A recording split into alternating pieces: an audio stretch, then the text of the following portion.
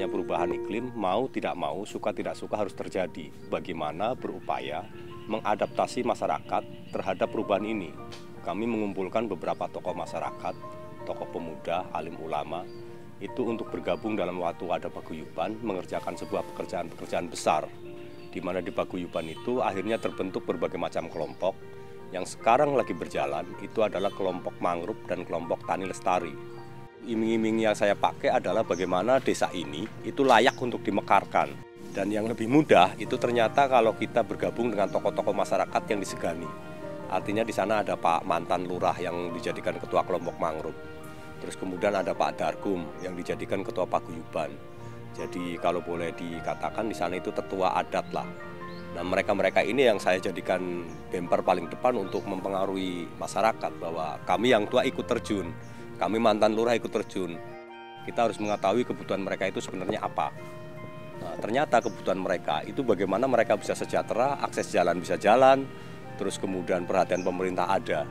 Nah kalau kita pelajari dari segi masyarakat, setelah kita tahu kebutuhan masyarakat apa, terus kemudian potensi masyarakat apa, itu kita padukan. Dan yang paling penting adalah satu kejujuran. Artinya manakala kita menyampaikan ke masyarakat, kita tidak ada teteng aling-aling, tidak ada tendensi apa-apa, sehingga pada saat program dari luar kita masuk, kita sampaikan ke masyarakat, ini kegiatannya ini, lembaganya ini, laporan keuangannya ini. Jadi kejujuran, keterbukaan itu sangat penting. Yang kedua, itu adalah kerjasama. Jadi di masyarakat kami, baik itu yang pegawai negeri, baik itu yang buruh, baik yang tua maupun yang kecil, mereka bersatu padu. Kayak kemarin kami melakukan penanaman mangrove, itu kami melibatkan anak-anak SD SMP yang ada di desa kami, itu untuk terjun di lapangan. Harapannya, setelah mereka nanam, terus kemudian mereka sudah dewasa 10 tahun, tanaman mangrove ini juga sudah dewasa. Sehingga mereka punya tanggung jawab moral. Dulu kami yang nanam, dulu kami yang memelihara. Sudah saatnya kami untuk merawat.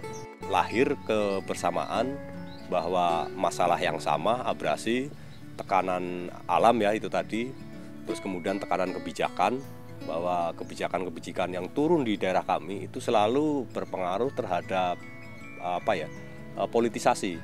Artinya kalau kami tidak punya dewan di sana, itu kami tidak akan pernah dapat aspirasi.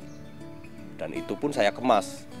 Menjelang pemilu, menjelang event-event tertentu, itu kami manfaatkan itu semaksimal mungkin. Siapapun dewan yang mau memberikan aspirasi ke desa kami akan bulat. Entah itu dari partai manapun, itu akan kami bulat dan itu bisa terwujud. Sehingga kami kemarin mimpi yang sodetan itu bisa terlaksana karena ada partai politik.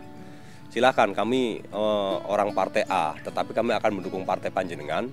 Kalau panjenengan mau kasih aspirasi ke kami, artinya masyarakat kami pun tidak peduli mau dari partai mana. Yang penting itu menguntungkan buat daerah kami, ya kita dukung karena yang kita pilih orang, bukan partai. Dari teman-teman Pemda sudah mulai ada perhatian. Yang pertama untuk tahun ini kami didatangi dari Balai Besar Wilayah Sungai, Pemali Jeratun di Semarang, itu untuk membuat program water break atau pemecah ombak. Masyarakat kami yang tambaknya terkena abrasi, itu mereka dengan sukarela memberikan kepada kelompok kami silahkan untuk ditanami mangrove dengan catatan apabila 20 tahun ataupun 15 tahun itu sudah bisa diproduksi tambak dan di depannya sudah ada tanaman mangrove, maka silahkan itu diproduksi untuk kawan-kawan dengan catatan membuat tambak warna mina. Jadi yang paling sangat berkesan itu manakala masyarakat kami bisa tersenyum. Jadi Pak Hadi terima kasih. Sampean dan kawan-kawan sudah datang ke sini tanpa ada perubahan, tanpa sampean kami tidak ada perubahan. Dan entah desa kami mau jadi apa, awalnya menjadi mimpi, terus mimpi itu ternyata sudah mulai kelihatan menjadi kenyataan, itu yang paling berkesan. Artinya begitu saya kepengin, target saya dalam 3 tahun, perhatian dunia luar itu bisa masuk. Dan itu ternyata sekarang sudah terjadi.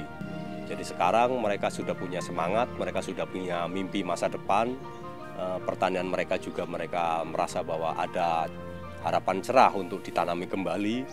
Sementara mimpi untuk menjadi desa wisata itu juga sudah mulai ada titik terang. Dan yang namanya perubahan iklim bagi masyarakat kami itu sebenarnya memang ada rasa kengerian dan ketakutan. Artinya walaupun itu ngeri dan walaupun itu takut, tetapi memang kalau memang harus terjadi, kami hanya bisa berupaya. Artinya bagaimana menyesuaikan dengan kondisi alam yang ekstrim ini.